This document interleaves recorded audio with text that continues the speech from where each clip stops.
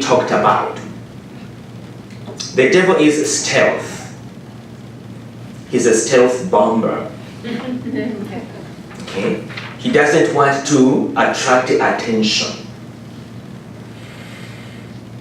because he thrives in the dark. So he doesn't want us to talk about him. So this idea that, well, we shouldn't really talk about sin all the time and whatever, it's a devil's ploy. Be silent about me, and I will destroy you silently. Because if as church we talk about salvation, if we stop talking about evil, then what is the meaning of salvation? We can talk about the love of God, the mercy of God, the whatever, but what does it mean? In relation to what? In relation to me, a sinner. You see that? Otherwise, if I don't acknowledge that I'm a sinner, and if I don't acknowledge sin, then I don't need redemption. Redemption from what? I'm not a sinner. So Jesus, why did you die on the cross? Well, for those other people, but not me. Yeah. So see how dangerous this can be. Okay? Because it stems from the fact all the nuns used to tell us that you're going to go to hell. It was, a bad method of teaching sometimes. Because some people didn't really know any better, so whatever. Okay, but again, they just told everything. You did this, you go to hell. You did this, you go to hell. Okay? So there was a kind of fear, a bad fear. Not that fear is all bad. No, we need to be afraid of something. Okay, but the method was, sometimes wrong. It was just about basically fear, which kind of fear paralyzes you to even see the love of God. Okay, so you just want to be with God because you are afraid of Him. Okay, so that's not good. So, but at the same time, if we say, okay, that fear was whatever, so in order to counter that, we're not going to talk about sin anymore. Then what are you going to talk about? The love of God, the mercy of God in relation to what? Why do I need God's mercy? So there's an atheist who is always against Pope Francis. I think he's an atheist and a gay man. I don't know whether it's a combination. So he was on his heels, it was an article on Yahoo. So he was calling him all deep names or whatever. It was stupid. He doesn't know what he's doing, so on and so forth. So, because he doesn't need redemption. So you're talking about God's mercy. I don't need it. Because He is not there to begin with.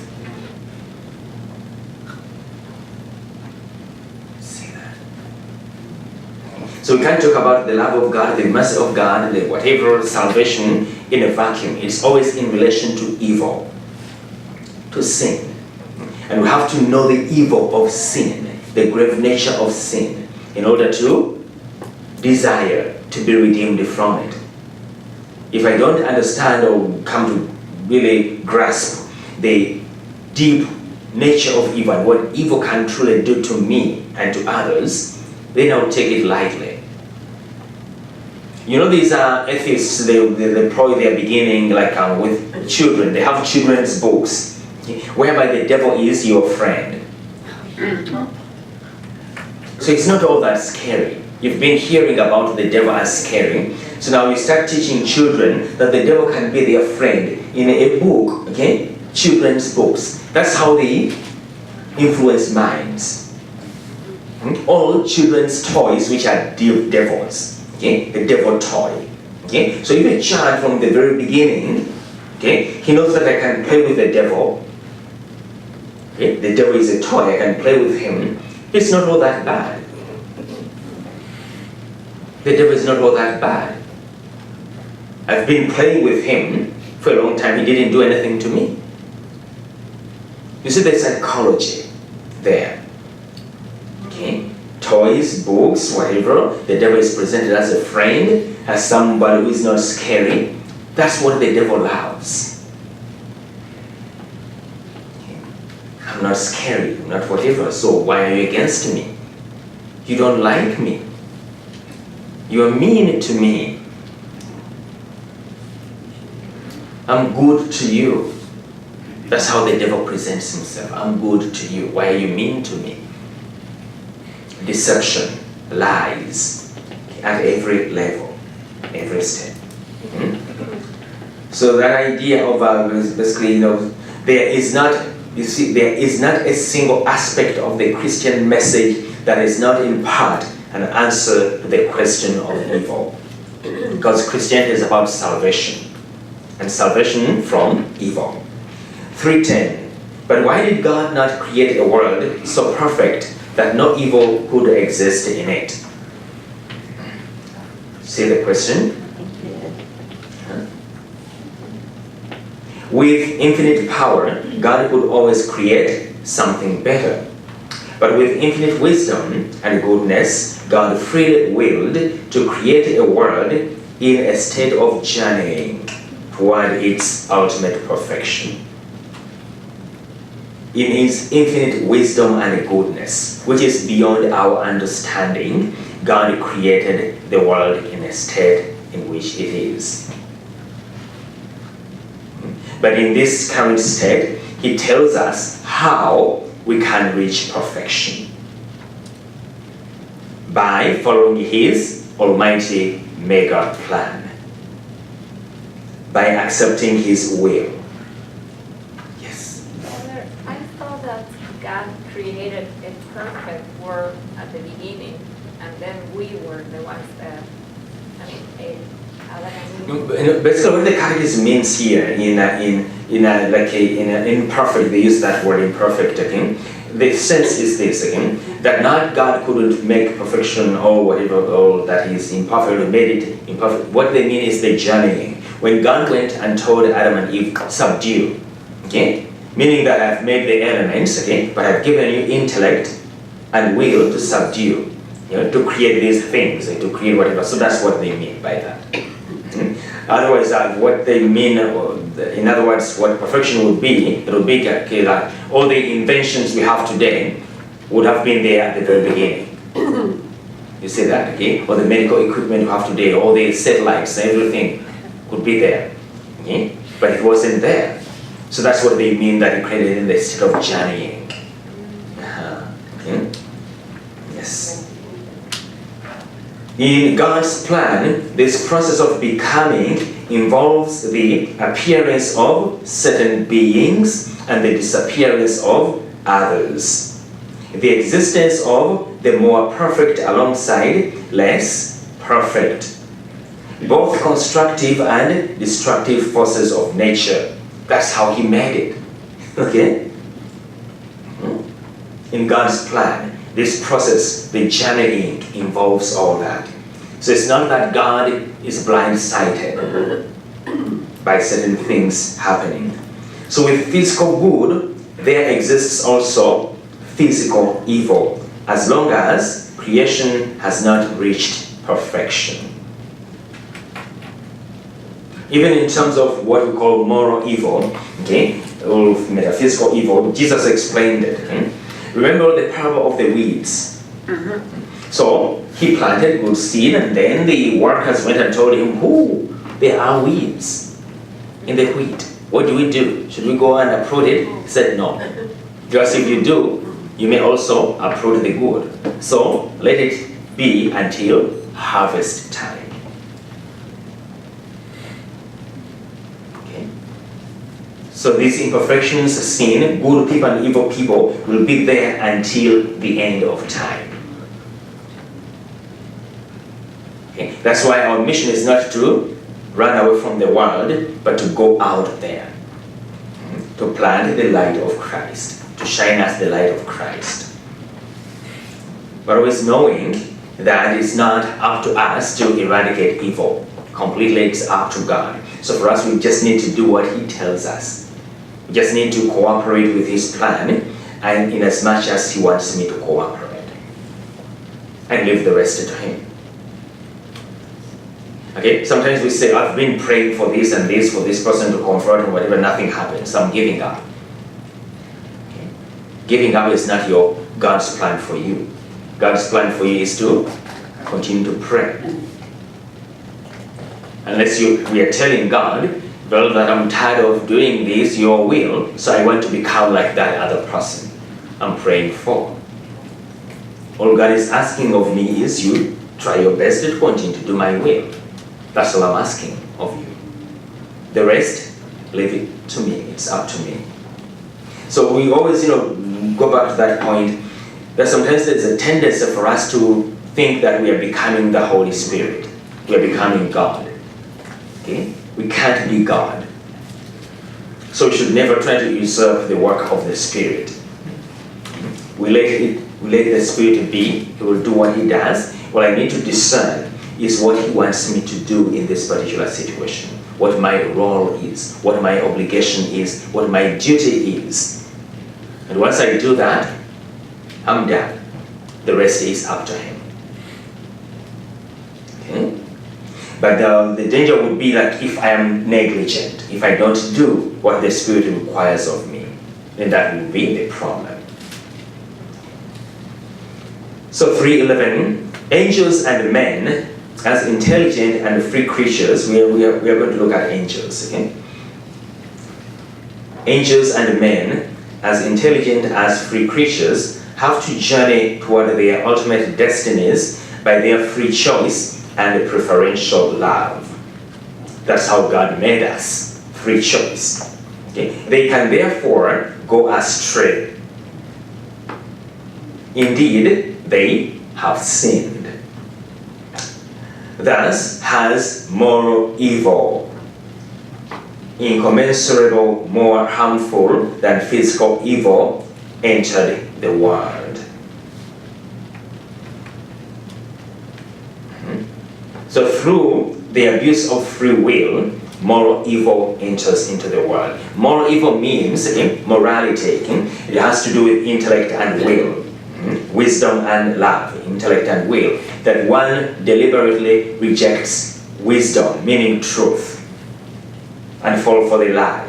And one deliberately rejects the good, that's the will, the human will, participation in divine will, which is good, goodness, to reject the good and choose evil. That's what we mean by moral evil. Rejecting truth, wisdom, to fall for the lie. That's what happened in the Garden of Eden. Did God really say? Yeah, God said, but no. God was tricking you, or was hiding something from you. He knows that the moment you eat, you will become like Him. So the devil is revealing things to us which God is hiding. The devil is now my friend, and God is my enemy. God, why don't you want me to be like you? Does God want us to be like Him?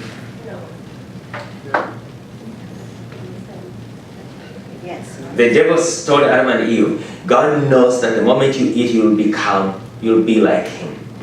Does God want us to be like Him? Yes, you just can't be Him. Yes, Nobody's answering me.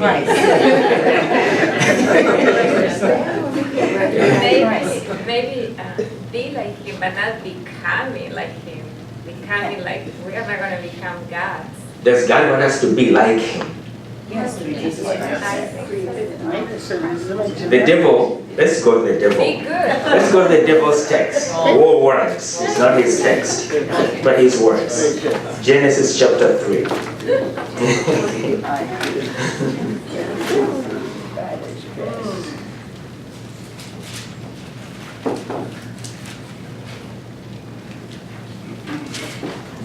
You be like the gods. You be like the gods. Okay? Meaning be like the gods. Okay? Chapter 3. So listen, chapter 3. The woman answered the serpent. We begin with verse 2. We may eat of the fruit. Okay, let's begin with verse 1 to see the trick. Now the serpent was the most cunning of all the animals that the Lord God had made. Why doesn't it say wise?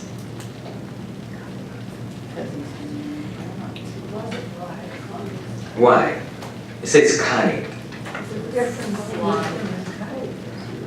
Because wisdom belongs to God. Okay? So the devil can be cunning and artful and whatever, but the devil is not wise. Okay? Okay, so there could be, the devil is an angel, he sees like, we may call it like in intelligence or natural intelligence, but the devil is not wise. It's just a cunning. So the serpent asked the woman, did God really tell you not to eat from any? You see the way he phrases the question. What is he doing there? Planting the seed of doubt. He's not saying very straight that, oh well, God said but this is, no, he asks, did really God say? Did God really tell you not to eat from any of the trees in the garden? The woman answered the serpent. What is the woman doing here? Listening. She's playing with the devil by beginning a dialogue. You don't do that with the devil, because if you dialogue with the devil, you're going to lose. Okay. So the best thing to do is not to open that dialogue. Okay? So the woman answered the serpent, we may eat of the fruit of the trees in the garden. It's only about the fruit of the tree in the middle of the garden that God said, you shall not eat, or even eat it, or even touch it, lest you die. So what is God doing there? Why say don't touch it, don't do it? Basically what the concept there is, the reality is, the truth being revealed there is that human freedom is not unlimited. Human freedom is limited. So God sets the directions on how to live life, on how to handle creation, which we call natural law. Okay? It's already written there. Yeah, at creation, God's law is already there. Okay? That's the concept of God's law. So he didn't create it lawlessly that every creature has to do whatever they wanted. There is human, yes, we are free, but our freedom is limited. We are not, because we are not God. So walk within the perimeters of God's instructions, God's law, God's Torah. But the serpent said to the woman, okay, so now the serpent is telling the woman, okay, to jump out of the perimeters of human freedom, to abuse freedom. God has set the boundaries, the rules, and the devil is telling her, nah. But the serpent said to the woman, you certainly will not die. God is a liar. You see that? God is a liar. I am telling you the truth. The father of lies is telling the truth. Okay? No, God knows well that the moment you eat of it, your eyes will be opened. Which kind of eyes are those? You know, your eyes will be opened and you'll be like gods who know what is good and what is bad. You see the trick there? Your eyes will be opened and you will know. Always the devil promises secret knowledge. That's the essence of Gnosticism in the first centuries. Like the Gospel of Judas, whatever, those heretics. Secret knowledge. Okay. God is lying. Come over here and I will tell you the truth. Okay.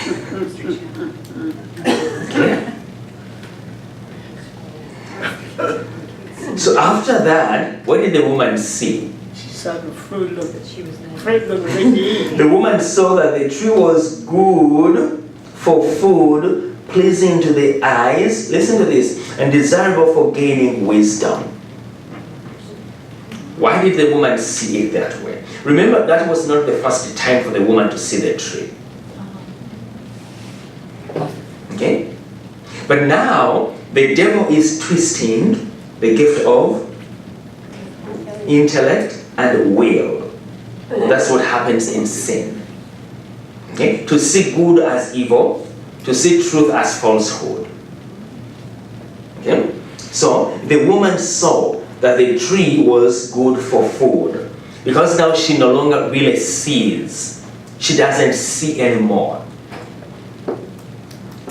She has basically succumbed to the temptation, and the darkness has enveloped her intellect. Evil has enveloped her will. Okay? So the woman saw that the tree was good for food, pleasing to the eyes. How often do we see evil as pleasing to the eyes? All the time. That's why they do it. A bitter pill coated with sugar, pleasing to the eyes. We try to resist. It's like, okay, pleasing to the eyes. Because we no longer see right. Because our spiritual vision is clouded. And now desirable for gaining wisdom. What kind of wisdom? The devil is not wise. The devil is cunning, so he's giving you foolishness. But now because I don't see right anymore, I have succumbed to sin, the temptation, my will is darkened. My intellect is darkened. And now I see wisdom as foolishness and the foolishness as wisdom. And I will die for it. Remember we were talking about this transgender thing. Okay? People who fight for it think that it's wisdom. Now they see the tree is desirable for wisdom, acquiring wisdom, because the intellect is darkened. Okay? So she took, okay? And we died. She took and we died. Okay? So that is the... Questions? Yes. No, I just wanted to share something. You know that I used to work in advertising, and when I read this, I feel really bad because this is exactly what you do in advertising. Exactly. Seriously. Sure. There are some, bad business practices, okay? Like a deception. Okay? It's not good, okay? But again, with greed, you see those commercials on TV, they tell you about certain things, and you see the things in fine print, like a paragraph, but you can't read it. It's called disclaimer. Yeah, you can't read it. As long as it shows up 6 seconds, it's legal. But who can read that fast? Nobody can read all of that. What is this deals.com? It's like an eBay, something, deals.com, okay? So they bring on people and they say these are real, not actors, but real people, okay? Real customers. So they say I bought this giant screen TV, which is $600 for $50 or $20. Okay? But when you do the fine printing, they say these results are not typical. But it's very small. You need magnifying glasses. But sometimes some of these people may not really be like evil in a sense, okay? Because they have succumbed, their consciences are compromised by the system. Okay, they have grown up in this system, so they don't even think about it as lying. So there's that subjective element in it. I have an angel question. And this doesn't make sense because of the fallen angels, but I was always taught that angels were created perfect and they just obeyed God. They didn't have free will like we do. But this says yes, angels. So what you heard was not true. Exactly. So can angels, are there still angels in heaven that can sin and be cast out of heaven? Look at the next page 179. We have angels. We're going to get to them. Okay? Oh, okay. Yes. I'll Okay. Let's take a break. The angels are mad at us. Oh,